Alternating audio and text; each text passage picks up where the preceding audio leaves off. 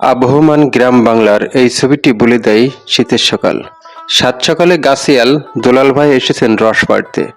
খেজুরের রস, গুড়, পাটালি এটি যশোরের আদি চিত্র। সময়ের আবর্তনে বহু বাধার ভিতর দিয়ে অনেক ঐতিহ্য হারিয়ে গেছে, কিন্তু বাঙালির এই ঐতিহ্য যেন রয়ে গেছে ঠিক আগের মতোই। এখানে প্রকৃতির সাথে সবকিছু যেন স্বাভাবিক। ষড়ঋতুর এই দেশে অনেক ঋতুই যেন আজ অনুপস্থিত, তারপরেও ঋতুর কোনো না কোনো নিয়ামত খুঁজে পাওয়া যায় গ্রাম বাংলায়। বাংলাদেশের যশোর তার মধ্যে অন্যতম। সেই জন্য যশোরকে বলা হয় যশোরের যশ, খেজুরের রস। এখানে শীত আসা মানে সুমিষ্ট খেজুরের রস আর গুড় পাটালির আভা যশোরের জনপদে ছড়িয়ে পড়া। আর আভা ছড়ানোর কাজটি করেছেন অন্য পেশার কর্মঠ লোকজন, যাদেরকে বলা হয় পেশায় গাছি বা গাছিয়াল। ঠিক এই মুহূর্তে ঝিকরগাছায় 50টি গাছি পরিবারের কাজ শুরু হয়ে গেছে। রস থেকে গুড় আর পাটালি তৈরির এই কাজ আমরা বিভিন্ন গাছের বাড়ি ঘুরে ঘুরে দুলাল ভাইয়ের বাড়িতে চুলোর পাশে বসলাম। এই যে দেখছেন একেবারে স্বচ্ছ। চুলোর আগুন জ্বালানোর কাজগুলো ভাই করে থাকেন।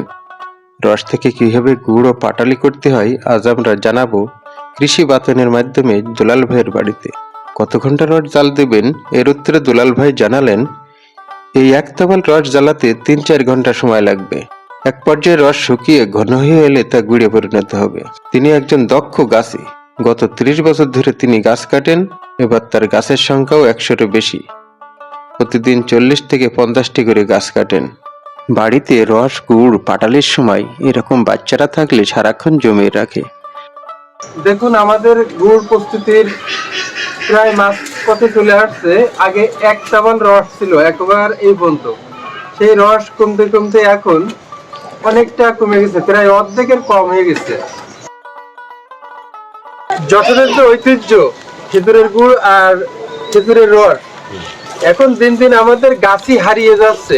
তা এই ব্যাপারে করণীয় কি?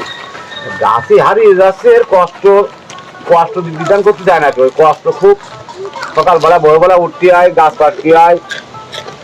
কাটতে হয়, ভার ধুতে হয়, পুরাতে হয়। এই খাটনি কাজ কেউ করতে যাচ্ছে না। সব শহরের কাজ চলে যাচ্ছে, শহরের কোনো কাজকর্ম করতেছে, যে করতে যাচ্ছে না। কিন্তু নিয়ে আর যা গেছে এই গেছে, আর এই বুড়োরা কিছু আছে, এরা যে কাজ করবে সেই কাজ চলবে, তারপর চলবে না। এই কারণে আমাদের দিন দিন গাছই হারাই যাচ্ছে। গাছের প্রতি কারোর আগ্রহ নেই। না, বাদামি রংটা চলে এসেছে। আহ আহা, এত সুঘ্রাণ। আমরা এখন প্রায় শেষের পর্যায়ে চলে আসছি। যশোরের ঐতিহ্য সেই খেজুরের গুড়, যেটা স্বাদ খুবই সুস্বাদু, সুমিষ্ট। আর এই স্বাদ বাংলাদেশে আর কোথাও পাবেন না। প্রিয় দর্শক, আমরা একবার শেষ পর্যায়ে, একটু পরেই এই গুড় নামানো হবে। আর এই নামানো হবে পাটালির জন্য, যেটা বাংলাদেশের সবচেয়ে নামকরা গুড়। সেটা হচ্ছে যশোরে উৎপন্ন হয়। আর এই গুড় দেখেন একবার ঘন হয়ে গেছে, এর আভাটা একবার লাল। তো আপনারা দেখুন গুড় কিভাবে প্রস্তুত করা হয়, আর গুড়ের পরে কিভাবে পাটালি বানাবো আমরা সেটাও দেখাবো। পাটালি কিভাবে করতে হয়, ধামাপুর খুব বড় বড় হয়। আর এই গুড়ের রং দেখেন একবার লালচে আভা চলে আসছে আমাদের এই গুড়ে।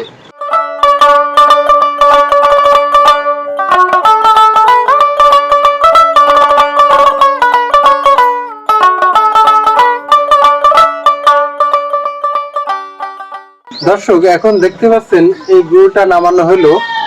এখনই এই গুড়ের বীজ মারা শুরু হবে।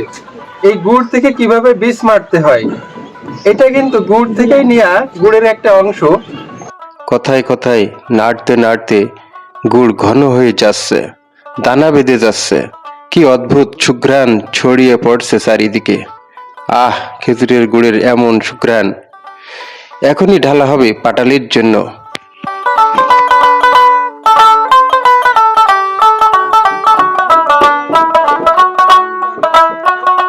আমাদের সেই কাঙ্ক্ষিত পাটালি এখন প্লেটের উপরে ঢালা হচ্ছে।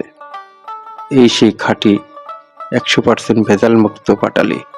আহ, চারিদিকে ঘ্রাণ ছড়িয়ে পড়ছে।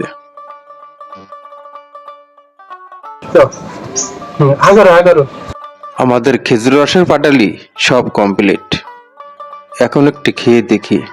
একবার খেলে বারবার মন চাইবে খেতে।